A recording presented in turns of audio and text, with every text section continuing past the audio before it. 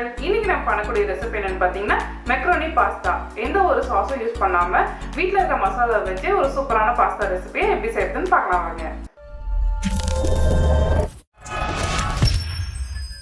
Macaroni pasta செய்ய ஒரு பெரிய பாத்திரத்துல தண்ணி வச்சுக்கோங்க. இந்த தண்ணி நல்லா சூடாகி வரட்டும். இப்ப தண்ணி நல்லா சூடாயிடுச்சு. இதுல உப்பு 1 டீஸ்பூன், பாஸ்தா 1 கப், 250 கிராம் இதெல்லாம் சேர்த்துருங்க. இதுல 1/2 டேபிள் ஸ்பூன் போல எண்ணெய் எல்லாம் சேர்த்துட்டு ஒரு தடவை நல்லா மிக்ஸ் பண்ணி விட்டுருங்க.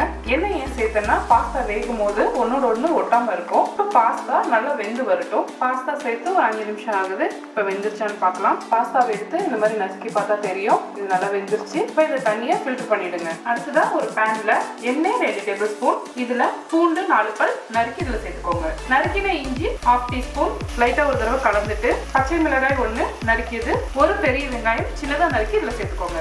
வெங்காயம் நல்லா பொன்னிறமா ஆகிற வரைக்கும் இதை நல்லா வதக்கிக்கோங்க. இப்ப வெங்காயம் நல்லா வதங்கிருச்சு. நல்லா ப்ரௌன் கலர் வந்துருக்காங்க. இது மாதிரி வதங்கினதுக்கு அப்புறமா இதுல அரைத்த தக்காளி விழுது, 3 மீடியம் சைஸ் தக்காளியை அரைச்சு சேர்த்துக்கேன். தக்காளியை இந்த மாதிரி நல்லா கலந்து விட்டதுக்கு அப்புறமா இது நல்லா வதங்கட்டும். இப்ப நம்ம சேர்த்துன தக்காளி நல்லா வதங்கி வந்துருச்சு. எண்ணெயெல்லாம் நல்லா பிரிஞ்சு வந்துருக்காங்க. இப்ப இதுல நறுக்கின காய்களை சேர்க்க ஆரம்பிக்கலாம். கேரட் 1 நறுக்கியது, பீன்ஸ் 6 நறுக்கியது. காய்களை ரொம்ப சின்னதா நறுக்கும் போதுதான் சீக்கிரமா வேகும். பச்சை கலர் குடை மிளகாய் 2 டேபிள் ஸ்பூன், சிவப்பு கலர் குடை மிளகாய் 2 டேபிள் ஸ்பூன், பச்சை பட்டாணி 1/2 கப். இப்போ எல்லா காய்களையும் சேர்த்துட்டு நல்லா மிக்ஸ் பண்ணி விட்டுறலாம். ஒரு 2 நிமிஷத்துக்கு இதை நல்லா மிக்ஸ் பண்ணிக்கோங்க.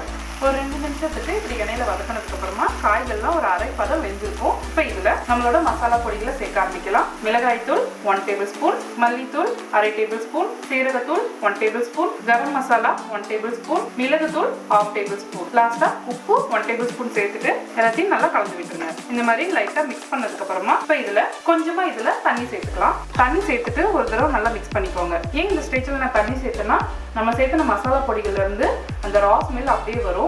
நம்ம சாஸ் சேர்த்து செய்யும் போது இந்த மாதிரி தண்ணி சேர்க்கவே வேண்டாம். அப்படியே டைரக்டா அடுத்து பாஸ்தாவை கொட்டிடலாம். இப்ப இந்த தண்ணி நல்லா சுண்டி வரட்டும். இப்ப நல்லா வதங்கிடுச்சு. எண்ணெயெல்லாம் நல்லா பிரிஞ்சு வருது பாருங்க. இந்த ஸ்டேஜ்ல நம்ம வேக வச்சு வச்சிருந்த பாஸ்தா அது எல்லாத்தையுமே உள்ள சேர்த்துருங்க. இது மேல கொஞ்சம் போல நறுக்கின கொத்தமல்லியிலே தூவி விட்டுருங்க.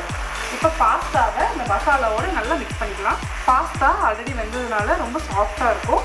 ஸோ ரொம்ப பொறுமையாக மிக்ஸ் பண்ணிக்கோங்க. ஒரு 2 நிமிஷம் நல்லா மிக்ஸ் பண்ணதுக்கு அப்புறமா பாருங்க நம்ம சேர்த்துன மசாலா எல்லாம் பாஸ்தாவோட நல்லா மிக்ஸ் ஆயிடுச்சு. ஃபைனலா இதுல மேல நறுக்கின கொத்தமல்லியிலே தூவி விட்டுருங்க. அவ்வளவுதான். நல்லா சுட சுட சூப்பரான மேக்ரோனி பாஸ்தா ரெடி. இதுல ஃப்ரெஷ்ஷான வெஜிடபிள்ஸ் சேர்த்து நம்ம செஞ்சனால ரொம்பவே ஹெல்தியும் கூட. ஸோ கண்டிப்பா கிட்ஸுக்குலாம் ரொம்பவே பிடிக்கும். கண்டிப்பா ட்ரை பண்ணி பாருங்க.